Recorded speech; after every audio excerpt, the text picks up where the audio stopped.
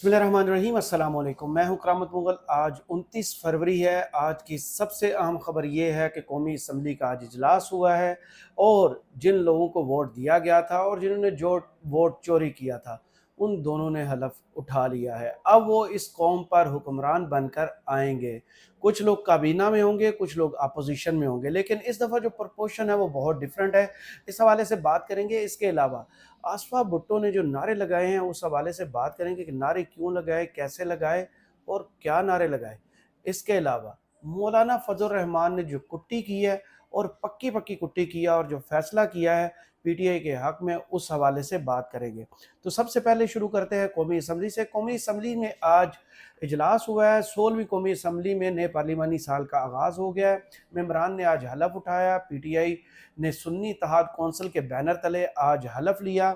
इनके साथ हुकूमती बेंचेस पर जो हैं वो MKM, मुस्लिम लीग नून, पीपल्स पार्टी और जो है मुतअद्दिद दूसरी जमातें हैं जिनमें IPP शामिल है।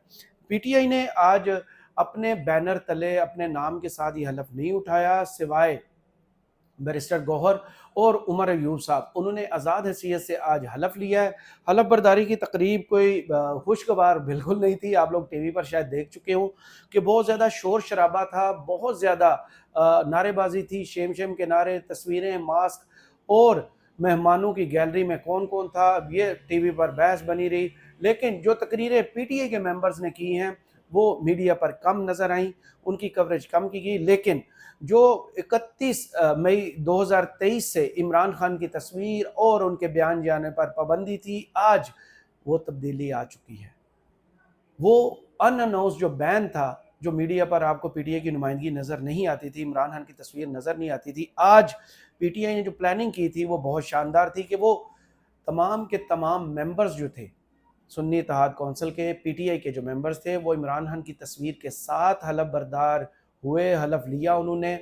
और जब साइन करने गए तो रजिस्टर के साथ जो साइन किया, नारे लगाए, तस्वीर दिखाई और बाद में तकरीरें भी की। तकरीरों में सबसे अहम जो वज़ीर आज़म के नामज़द उम्मीदवार हैं पीटीआई की तरफ से, वो हैं उमर अयूब साहब। उन्होंने तकरीर की और उन्होंने क्या तकरीर की, उन्होंने कहा कि हम तो अवाम का मैंडेट लेके आए हैं, मुझे इमरान के विजन पर जो है वो वोट दिया है, मैं वोट लेके आया हूँ इमरान खान के नज़रिए का, इस असम्बली में मैं इमरान खान की नुमाइंदगी करूँगा। और मेरी साइड पर जो लोग बैठे हुए हैं जो मुस्लिम लीग नून और पीपल्स पार्टी के लोग और काफ लीग, MKM और IPP के लोग हैं, ये मैंडेट चोर हैं, ये अजनबी लोग हैं। ये इसलिए अजनबी हैं और मैंडेट चोर हैं क्योंकि इन्होंने हमारा मैंडेट चोरी किया है, हमसे निशान छीना गया। लेकिन इमरान खान को फिर भी वोट पड़े। अवाम ने तो इस इलेक्शन में, आपको याद होगा कि जिस धड़ल्ले से और जिस बहुतात के साथ इमरान खान को वोट दिए और हर हलके में हर नुमाइंदे का निशान ढूंढ ढूंढ के वोट कास्ट किया, वो अपनी मिसाल आप है। इसके अलावा उन्होंने कहा कि ये ऐवान जो है, सबसे पहले बात करनी चाहिए उनकी जो जेलों में बंद हैं, जो ख़वातीन हैं।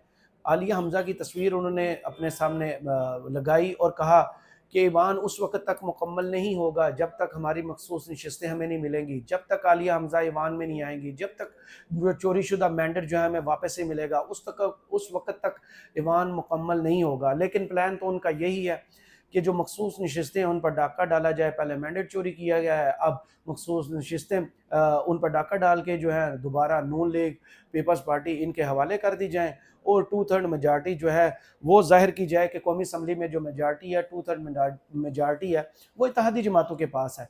और जो पाकिस्तान तहरीक इंसाफ है या सुन्नी इत्तेहाद कौंसिल है, वो अपोजिशन में तो बैठ गई है, लेकिन वो एक छोटी जमात है, मिनॉरिटी जमात है, उसकी सीटें कम हैं।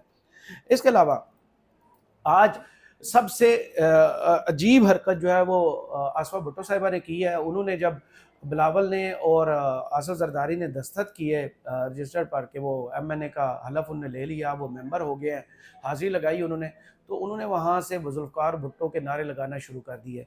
आपको याद होगा कुछ दिन पहले ही 22 फरवरी को दूर नहीं गुजरी, अब असम्बली का इजलास था और वहाँ गैलरी में कुछ लोगों ने नारे लगाए थे। तो वहाँ पर पंजाब हुकूमत ने बड़ा दिल करने की बजाय उन लोगों को गैलरी से बाहर निकाला था। तो यहाँ पर स्पीकर कौमी असम्बली जो है राजा परवेज़ अशरफ, वो बड़े दिल के हैं क्योंकि उनका तल्लुक भी पीपल्स पार्टी से है। لہٰذا انہوں نے آصفہ بھٹو کو نہ تو تنبیہ کی، نہ وہ جو گارڈز ہیں ان کے پاس گئے کہ بی بی آپ بیٹھ جائیں، ایوان کا تقدس مجروح نہ کریں، آپ نعرے نہیں لگا سکتے۔ ماضی میں یاد ہوگا آپ کو پریس گیلری میں ایک اینکر تھیں لیما ہاشمی صاحبہ، انہوں نے نعرہ لگایا تھا تو پریس گیلری سے انہیں نکال دیا گیا تھا، ان کی ممبرشپ ختم کر دی گئی تھی۔ آج جو ہے مہمانوں کی گیلری میں نعرے لگے ہیں، لیکن کسی کو کوئی اعتراض نہیں، سب تعریف کر رہے ہیں کہ یہ ان کا جمہوری حق تھا اور جمہوریت ایسے ہی آگے چلتی ہے۔ اللہ کرے جمہوریت چلتی رہے اور آگے بڑھے بھی۔ پہلے تاریخ آئی تھی 4 مارچ کے وزیر اعظم کا انتخاب ہوگا، اب وہ کنفرمیشن جو ہے اس کی تبدیل کر دی گئی ہے۔ اب 3 مارچ کو قومی اسمبلی کا اجلاس ہوگا اور وزیر اعظم کا انتخاب ہوگا، جس میں پاکستان تحریک انصاف کی طرف سے عمر ایوب صاحب ہوں گے اور پی ڈی ایم 2.0 کی طرف سے شہباز شریف صاحب اس مقابلے میں سامنے ہوں گے۔ قومی اسمبلی کے اسپیکر اور ڈپٹی اسپیکر کا اجلاس کل ہے، اس میں احمد ڈوگر صاحب اور جنید اکبر صاحب، آپ کو یاد ہوں گے پی ٹی آئی کے کینڈیڈیٹ جنہوں نے عمران خان کا ساتھ نہیں چھوڑا تھا، انہوں نے جیل برداشت کی اور الیکشن انہوں نے جیل سے لڑا تھا۔ ان کے انٹرویوز آپ کو یاد ہوں گے، انہوں نے کہا تھا کہ میں عمران خان کو اگر میں نے چھوڑا تو میرے بیٹے نے مجھے دھمکی دی ہے کہ اگر ابا آپ نے عمران خان کو چھوڑا تو میں خودکشی کر لوں گا۔ تو وہی جنید اکبر ہے جن کو عمران خان نے اعتماد دیا ہے اور اپنے ڈپٹی اسپیکر کے کینڈیڈیٹ کے طور پر سامنے کھڑا کیا ہے۔ اسپیکر کی سیٹ پر ملتان سے احمد ڈوگر صاحب آپ کو یاد ہوں، ان کے بھی تمام بزنسز بند کر دیے گئے تھے پی ڈی ایم کی حکومت کے دوران، اور اس کے بعد نگران حکومت کے دوران انہوں نے متعدد کیسز کا سامنا کیا۔ اور ایک واقعہ آپ کو خانے وال کچہری کا یاد ہوگا، جب وہ بائک پر پولیس کی کسٹڈی سے بھاگے تھے، وہ فوٹیج آپ کو یاد ہوگی۔ ان کی یہ چیف وپ ہیں پی ٹی آئی کے اور اسپیکر کے انتخاب میں حصہ لے رہے ہیں، تو دیکھتے ہیں اب کل کیا ہوتا ہے، کیونکہ اتحادی جماعتیں تو کلیم کر رہی ہیں ان کے پاس 200 ووٹ ہے، 200 ممبرز ہیں ان کے، جبکہ وزیر اعظم بننے کے لیے جو ہے نا وہ درکار ووٹ جو ہیں وہ 169 ہوتے ہیں۔ تو 3 مارچ کی شام کو نتیجہ سب کے سامنے آ جائے گا کہ کون اس ملک پر وزارت عظمیٰ کی کرسی سنبھالتا ہے۔ قوی امکانات اور جو نشانیاں سامنے شہر اقتدار میں اور سب باتیں آپ کو بھی پتہ ہے چل رہی ہیں، وہ شہباز شریف کے حوالے سے ہیں کہ مینڈیٹ چوری کر لیا، جبری بھرتیاں کروا لی، لوگوں کو اٹھوا لیا، کئی کی وفاداریاں تبدیل کروائی گئیں۔ اس چوری کے مینڈیٹ پر اب وہ اور ڈاکے کی سیٹوں پر اب وہ وزیر اعظم کی سیٹ پر قبضہ کریں گے۔ اس کے علاوہ آج کی جو سب سے اہم خبر ہے وہ یہ ہے کہ مولانا اور محمود اچکزئی صاحب، اختر مینگل صاحب، انہوں نے اپنا فیوچر پہلی دفعہ ڈیسائیڈ کیا ہے کہ یہ پی ٹی اے کے ساتھ بینچز شیئر کریں گے، اپوزیشن بینچز پر بیٹھیں گے۔ مولانا نے تو اتنا کہہ دیا کہ یہ 5 سال اسمبلی نہیں چلے گی، یہ جعلی اسمبلی ہے، آج پہلے دن ہی انہوں نے کہہ دیا۔ ان کو منانے کی بھرپور کوشش کی کل اتحادی جماعتوں کے 6 نمائندوں نے کل بھی ملاقات کی، آج بھی خواجہ آصف نے ان سے ترلا منت کیا، ان کو گھٹنوں کو ہاتھ لگایا، لیکن مولانا نے کہا بھائی نہیں، نکی جی ہاں دی بجائے اور وڈی جی نہ آئیں۔ تو مولانا نے نو انٹری کا بورڈ لگا تو دیا ہے، اب دیکھتے ہیں فیوچر میں وہ کیا کرتے ہیں۔ لگتا تو یہی ہے کہ یہ جو کرسی کا اٹریکشن ہوتی ہے نا اور یہ جو عہدوں کی طاقت ہوتی ہے یہ بندے کو مائل کر ہی لیتی ہے۔ مولانا کا ماضی بھی یہی ہے، وہ حکومتی بینچز کا ہی ہمیشہ حصہ رہے ہیں۔ جیسے دوسری طرف ایم کے ایم ہے، ایم کے ایم کی مثال اب میں کیا دوں، وہ ہر حکومت کا حصہ رہے ہیں، وہ بہو ہیں جو ہمیشہ نخرہ کرتی ہیں لیکن ہمیشہ ہی مان جاتی ہیں۔ اب انہوں نے عجیب سی منطق پیش کی ہے کہ ہم وزارتیں نہیں لیں گے، ہم وزیر اعظم کو، اسپیکر، ڈپٹی اسپیکر اور صدر کو ووٹ دیں گے۔ اور بھائی اگر آپ وزارتیں نہیں لیں گے تو آپ کریں گے کیا؟ کراچی کیسے سنبھالیں گے؟ پورٹ اینڈ شپنگ کب سنبھالیں گے؟ آئی ٹی انڈسٹری پر قبضہ کیسے کریں گے؟ کیسے ہر روز حکومت کو بلیک میل کریں گے؟ آپ کا تو ماضی ہی ہے، جیسے آپ نے عمران خان کو بلیک میل کیا 3.5 سال، اور اس کے بعد رجیم چینج میں آپ کا جو رول ہے وہ لوگ بھولے تھوڑی ہیں۔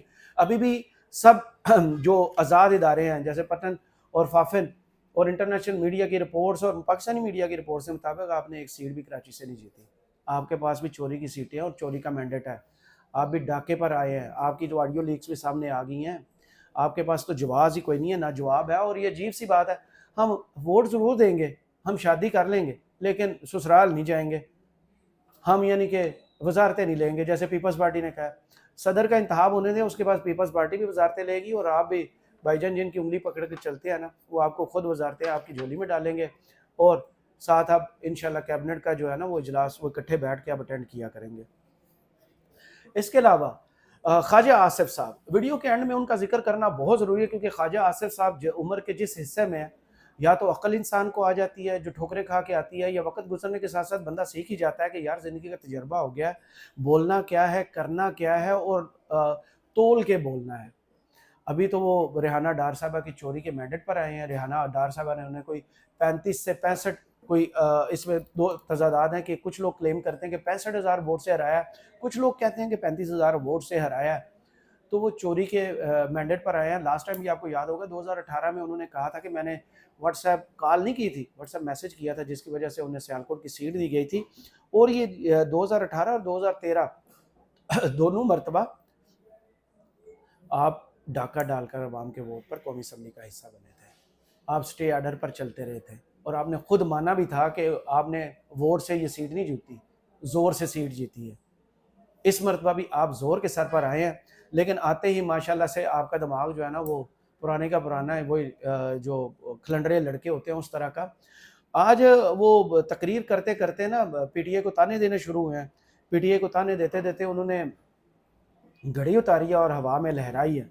ये वही ख्वाजा आसिफ साहब हैं। आपको याद होगा तोशाना केस में जैसे इन्होंने तो बेड शीटें नहीं छोड़ी थी, इनके नाम के आगे आपको याद होगा जो ऑफिशियल डॉक्यूमेंट था उसमें बेड शीटें लिखी हुई थी कि बेड शीट्स आप ले गए थे।